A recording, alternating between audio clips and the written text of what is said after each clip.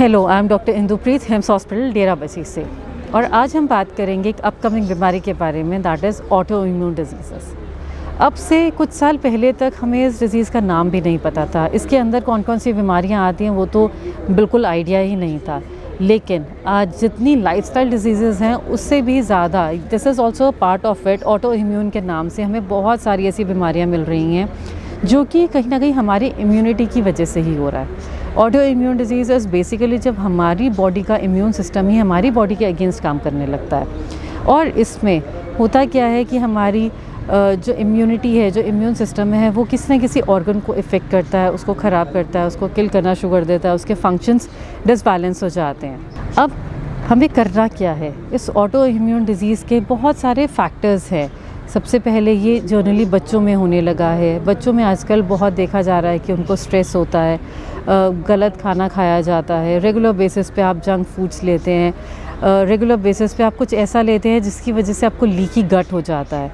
ये सब कॉजेज़ हैं ऑटो इम्यून डिज़ीज़ के। या फिर आजकल इन्फेक्शन से बचने के लिए हम लोग ऐसी बहुत सारी मेडिसिन्स ले रहे हैं अपनी इम्यूनिटी को बूस्ट करने के लिए। हमें सोशल स्ट्रेस है, इन सब चीज़ों की वजह से हमें ऑटो इम्यून डिजीज़ हो जाते हैं।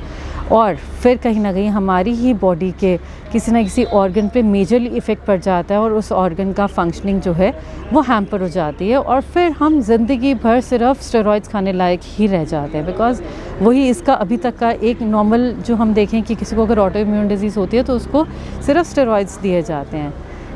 अब इसका ट्रीटमेंट कहाँ तक पॉसिबल है या नहीं है, दैट आई वुड नॉट से, लेकिन इसको हम होने से बचा सकते हैं। इसके पॉजिटिव फैक्टर्स पे काम कर सकते हैं जिससे कि जो ऑर्गन इफ़ेक्ट हो रहे हैं उसको हम बहुत अच्छी रिलीफ दे सकते हैं, उसको हम ठीक कर सकते हैं, उसके जो फंक्शन में प्रॉब्लम आई है उसको भी ठीक कर सकते हैं। लेकिन वो मेडिसिन सिर्फ उस ऑर्गन को देने से नहीं होगा, हमें इसके पॉजिटिव फैक्टर्स पे काम करना पड़ेगा। तो सबसे पहले आप देखें कि ये जो ऑटो इम्यून डिजीज़ हुई किस वजह से है। किसी मेडिसिन को लेने की वजह से हुई है जो स्पेशली आपने इम्यूनिटी बढ़ाने के लिए ली थी, या फिर आपने कुछ गलत खाया है, लॉन्ग टर्म तक आपने कुछ ऐसी चीज़ें खाई हैं, आपका जो लाइफस्टाइल हैबिट्स थे या फूड हैबिट्स थे वो ऐसे थे जिसकी वजह से आपको लीकी गट हो गया है, या फिर आपको स्ट्रेस बहुत ज़्यादा था जिसकी वजह से आपको ये हो गया। तो पहले आपको इसके पॉजिटिव फैक्टर्स पे काम करना पड़ेगा।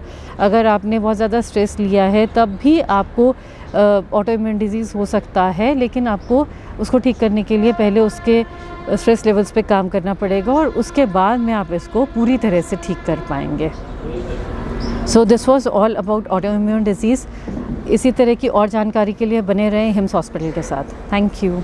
भाई राजीव दीक्षित जी के भारत को विश्व गुरु बनाने के सपने को पूरा करने के प्रयास में एशिया का पहला 1000 बेड का integrated hospital Shuddhigram HIIMS Delhi NCR Meerut में खुल चुका है।